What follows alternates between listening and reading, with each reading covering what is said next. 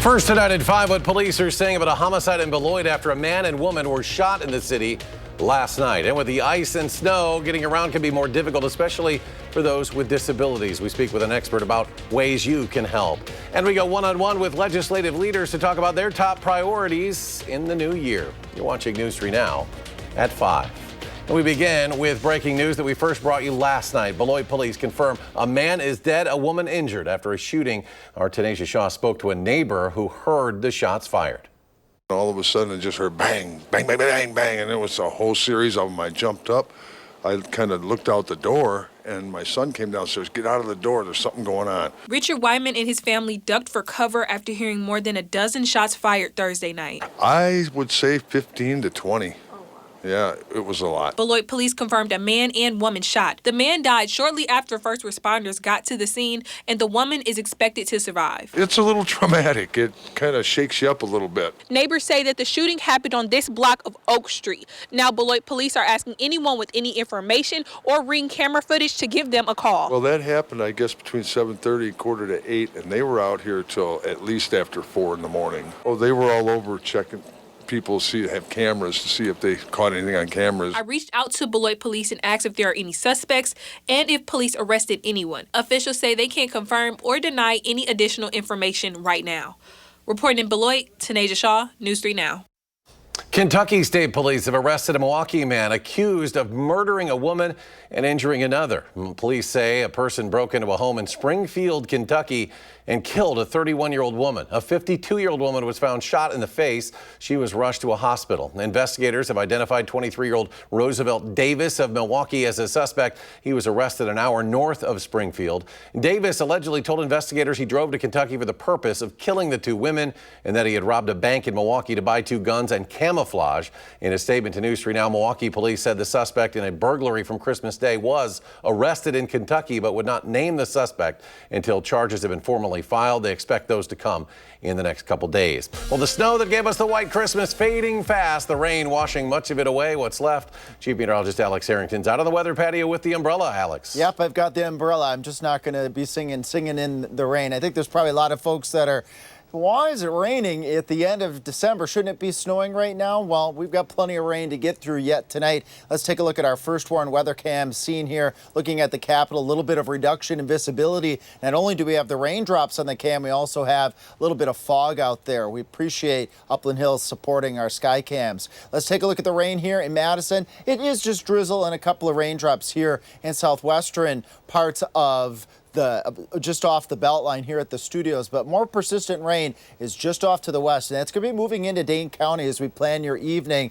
Rain, rain, rain, and temperatures very mild for this time of year, staying in the lower 40s. Normal high temperatures this time of year are right around 30. Then widening things out, looking across the rest of southern Wisconsin. Look how widespread that rain is over portions of southwestern Wisconsin. We're going to be tracking that rain coming up out of Iowa, coming up out of northwestern Illinois and Maine weather. We'll use Future Track to show you hour by hour that track of that band of rain that's going to be moving into southern Wisconsin overnight tonight. And then also just briefly, visibilities, they're not as dense fog as what we had yesterday, but we'll also track the potential for dense fog in our near future coming up in just a little bit. All right, Alex, thank you. Monona police have arrested a man who they say shot a gun inside an apartment complex on Kings Row.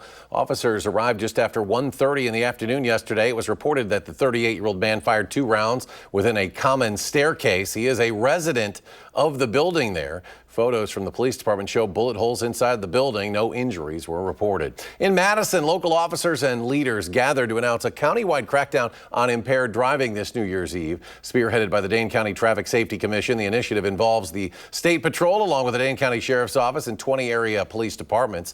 Officials unveiled increased patrols and educational campaigns targeting impaired driving. It started last Friday. They also identified high-risk areas in Madison and across Dane County where impaired driving crashes happen most often. We have a problem with impaired driving in our community.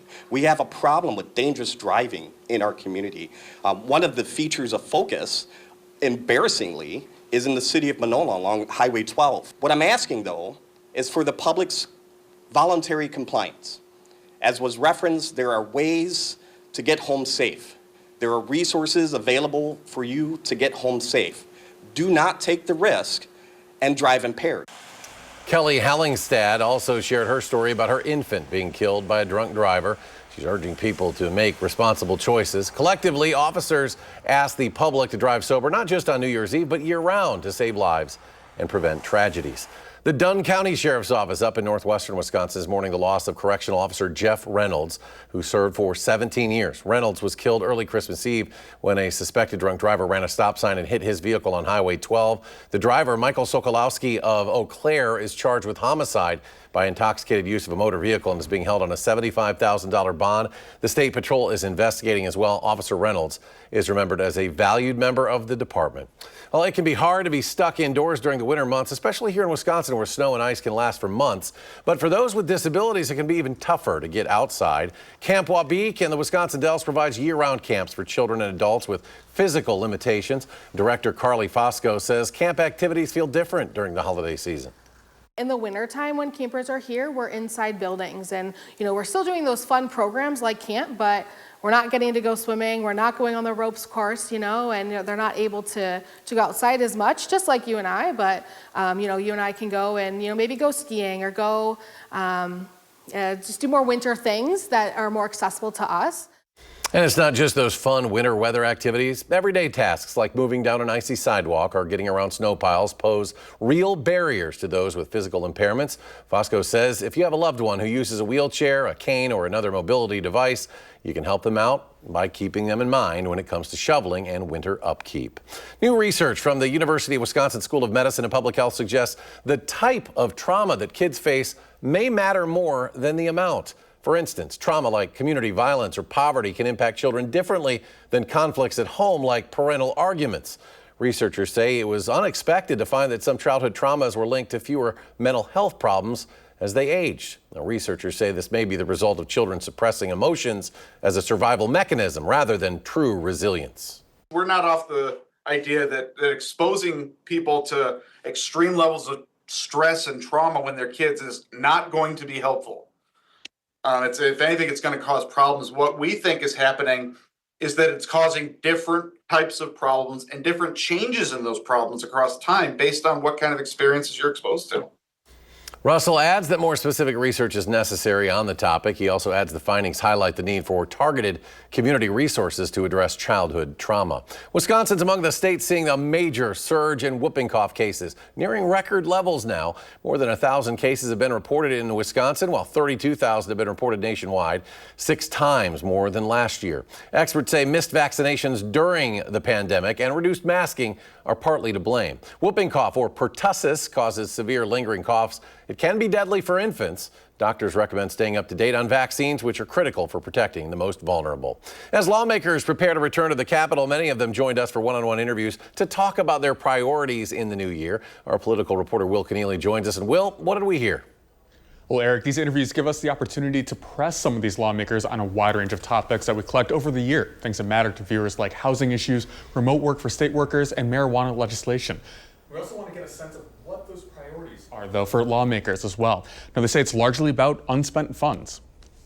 Money for literacy, for our schools, for rural hospitals, and for PFAS contamination, right? Making sure that people have access to clean drinking water. So I think that's part of the challenge that we have is there's some things that are moving parts that we have to get done, namely the surplus and how do we deal with schools and funding going forward. Now, we'll be talking a lot about that budget surplus next year. That's unspent money that the state has from last year. Now, Assembly Speaker Robin Vos there tells us that he wants to start working on spending that before the state budget process starts, which is in late winter, early spring. You can see more from our interviews coming up this Sunday at 10:30 on For the Record. Will, thank you. Homelessness appears to be surging across the United States. Today, the U.S. Department of Housing and Urban Development reported that more than 771,000 people were living without housing in 2024. That is up 18% from last year. Experts blame that increase on high housing costs, stricter local laws, and natural disasters. Veteran homelessness, however, broke the trend and continued to fall, with an 8% drop this year, reaching its lowest level on record. In Green Bay, a 91-year-old Packers fan has been experiencing the game for nearly 7 decades now, but there's more than one reason why he's a regular at Lambeau Field. Pete Lemaire works as a volunteer on the stadium cleanup crew. He and his son have experienced some of Lambeau's most historic moments firsthand, and for Lemaire, it was the Ice Bowl back in December 1967. The Packers defeated the Cowboys in those brutally cold temperatures. According to the National Weather Service, the temperature was -13 at kickoff, a wind chill of 36 degrees below zero. Lemaire says he still has the mittens he bought for that game. Fall of 1948, my first game. Kind of got hooked on the Packers. And after we came to the new stadium, as we mentioned, we were coming to most every game anyhow. And so we thought, well, we might as well buy the season tickets. Section 117, row 46, seats 15 and 16. We get together, we clean up, we have fun talking. It's just fun to do. Go Pack, go. Lemaire attended his first Packers game back in 1948 when Curly Lambeau, for whom the stadium is named, was still coaching the green and gold. And just ahead, Chief Meteorologist Alex Harrington rejoins us, his complete weekend first warn forecast. And could a new you in 2025 mean a new hobby? How doctors say it could really give your health a boost. That's next. And on Wall Street, red numbers today to end the week. The Dow tumbling nearly 334 points. The Nasdaq loses 298. The S&P down 67. And we'll be right back.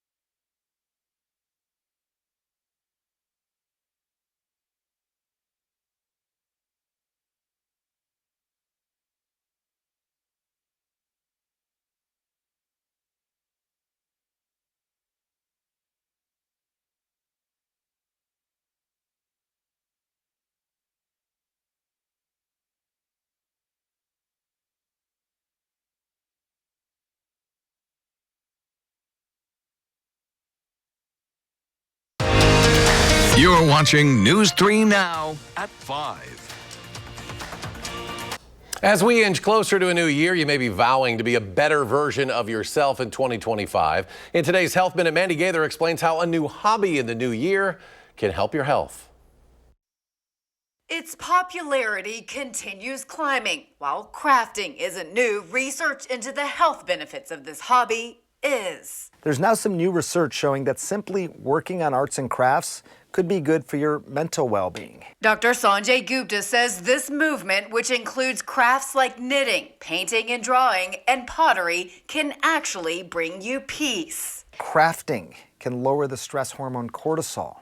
Recent study found a positive relationship between crafting and people's self-reported happiness, satisfaction, overall sense of well-being. The National Endowment for the Arts says arts education can help youth better cope with feelings, bounce back from adversity, and develop tolerance and compassion for others. For older adults, the agency says participating in art has been linked to positive health outcomes. So if you're looking to start a new hobby in the new year, experts say to tune in to your creative side. First of all, think back to what interested you as a kid and lean into that. Try new things with a positive, open mind, and do be patient with yourself. You don't have to be great at this or even good at this to get the benefits. Gupta says a new creative hobby can also help with another critical part of health, social connection. It's even better if you can do this as part of a group or a community of crafters in real life or even online. For Health Minute, I'm Mandy Gaither.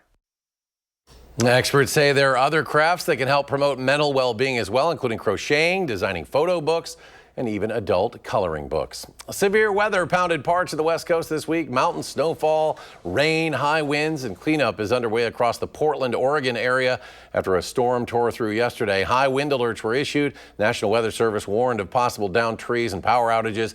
In the state of Washington, ice and heavy snow made for hazardous conditions on roads. Meanwhile, in the south, severe storms prompted the National Weather Service to issue tornado watches across 2 states. By yesterday evening, more than 1 million people in parts of Louisiana and Texas were under tornado watches. Quieter here, the fog lifted, but there's some rain out there. Chief Meteorologist Alex Arrington joins us with the full story.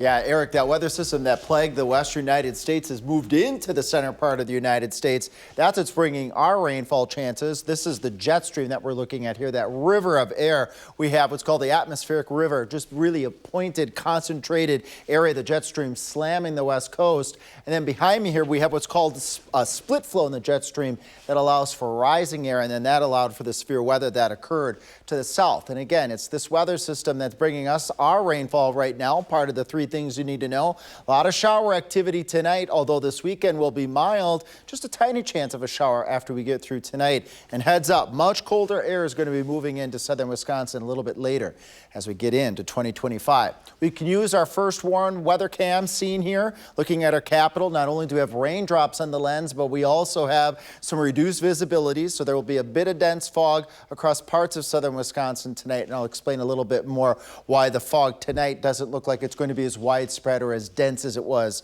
last night. Here, as we look in Dane County, we eye up the edge of steadier rainfall right along the Iowa-Dane County border, and that will eventually move into Dane County. So as we get to 6 o'clock, the few raindrops we had out there on the patio, they're going to get steadier and steadier and steadier with the temperatures climbing, or I should say, staying steady in the 40s. Normal highs are right around 30, so way above that. A little wider picture here shows heavier rainfall over southwestern Wisconsin, and let's track that together here. Doing a great job, Future Track. Rain as we get to 6, 7, 8, 9, 10 o'clock, widespread green across all of southern Wisconsin. So we're all going to get wet this evening as we head towards Saturday at 6 o'clock in the morning. Just a couple lone showers, Richland Center, let's say Plain up towards Camp Douglas, and then Juneau and Adams counties. So those showers will then lift to the north. I'm a little optimistic. We may have a peak or 2 of sunshine as we go into Saturday afternoon. That would be nice. Rainfall amounts here, 1/2 inch to 3/4 of an inch in Madison, maybe an inch off to the west, areas to the east, potentially seeing just 1/4 of an inch heading over towards the Milwaukee area. But we'll all very likely get wet tonight. Low temperatures around 40, normal highs are around 30. Our normal low this time of year, 15 degrees. So we're significantly above normal tonight, and we'll be above normal. High temperatures mid to upper 40s as we go into Saturday, and still a mild one as we go into Sunday too. As we look towards 11 o'clock, a couple of pockets of dense fog, but not expecting as much widespread dense fog overnight tonight. Here we have 1 to 1.25 to 2 3/4 of a mile visibility waking up to Saturday morning. And that's because the rain is falling down through what the dense fog would like to form, but that rain is moving down through it, breaking up those droplets. But as we go into Saturday night, we got that recipe of warm temperatures, cold surface still out there because we have been cold and we have had snow and it's wet out there. Look at our visibility tracker here as we go into Saturday night, going into Sunday. You want to tune in tomorrow morning with Jacob and Blaze tomorrow night in case we have dense fog advisories issued. As we head towards Tuesday and Wednesday, a weather system will slip to our southward likely. Join me at 6. I'll track that weather system with you. And behind that, much colder temperatures. Just look at those lows back into the teens, highs right around 20 degrees, although that's a reality check. That's where we should be for this time of year. This is not a picture from the spring. This is a picture that Sue sent us from Prairie du Sac today. I thought I heard robins out at the parents' farm today.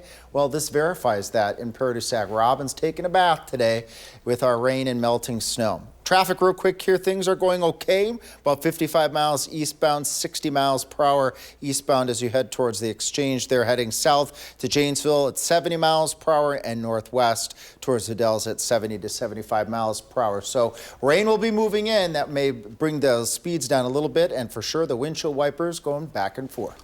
Alex, thank you. Next at 5, after all the retail spending this holiday shopping season, here come the returns, the impact of the refund rush after the break.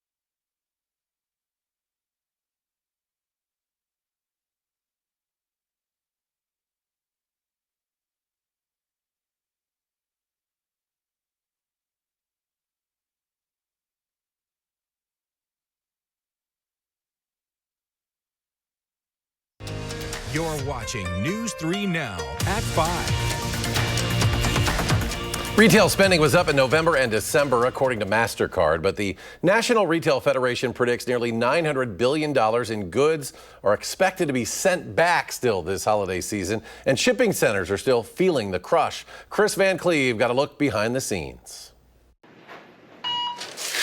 Just as LaTanya Rasco was getting the last wave of Christmas gifts ready to ship out of this FedEx office in Anchorage, Alaska, Okay, have a good one. there's another wave coming.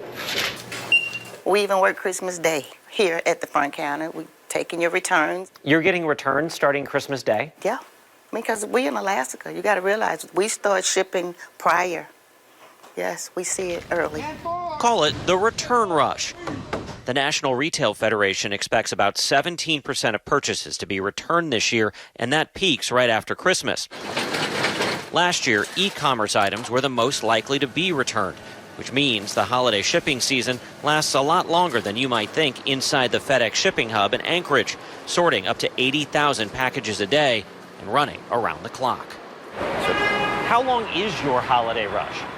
Our holiday rush goes from about the beginning of Thanksgiving, right before Thanksgiving, until about 3 weeks after Christmas. FedEx Senior Manager Tracy Watkins. The return rush is a period of time where people still have some anxiety that they want packages sent back and they need our help in getting those back to the stores. But before you send back those unwanted gifts, do your homework. Return policies vary by retailer.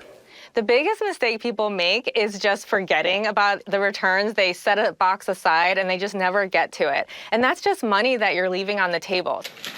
And that's a gift no one wants. Chris Van Cleve, CBS News, Anchorage, Alaska. And stay with us for a final check of your First Warn forecast after a short break.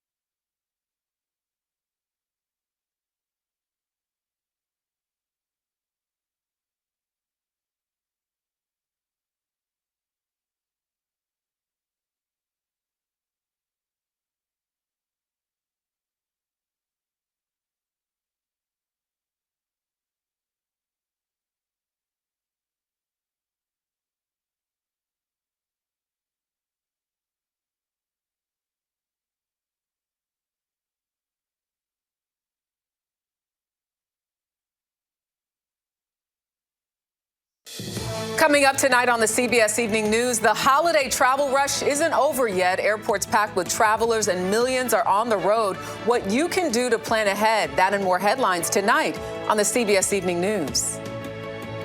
It's a winter wonderland like no other. Look at this. The world's largest ice and snow theme park is attracting visitors from around the globe. Ice Snow World. It's located in Harbin, China. Opened its doors to the public this week. The opening kicks off the region's annual Harbin Ice and Snow Festival, which has been held since 1999. If it has to do with winter, the festival has you covered. It includes snow sculptures, ice bars, winter swimming, and dog sledding. The festival usually lasts until mid-February. We wouldn't have much luck with something like that right now here. Rain, even that fog's kind of coming back. We saw in that picture of the Capitol before the break. Right. As we have the rain helps eliminate the fog, but when the rain stops and the fog comes back, we have all that in the forecast. We can see the rain right now on radar 3000, really eyeing up just west of Madison, but that's going to be moving into the rest of southern Wisconsin throughout the rest of the night tonight, ending at about 6 o'clock on Saturday morning, bringing a decent amount of rainfall to southern Wisconsin. Just look how widespread that is. Even as you join us at our 6 and at our 10 o'clock newscast, we'll be tracking lots of rain. Anywhere between quarter to half inch in Madison, north and west of Madison, where the real pivot of this rain is going to set up. We call it the deformation zone. That area is going to see half, 3/4, maybe an inch of rain. So a healthy amount of rain across southern Wisconsin tonight from west to east. Turning colder though, look at that. Back to normal, I should say, as we get into 2025. All right, Alex, thank you. Thanks for joining us, folks. We're back in a half hour for News 3 Now at 6. CBS Evening News is next.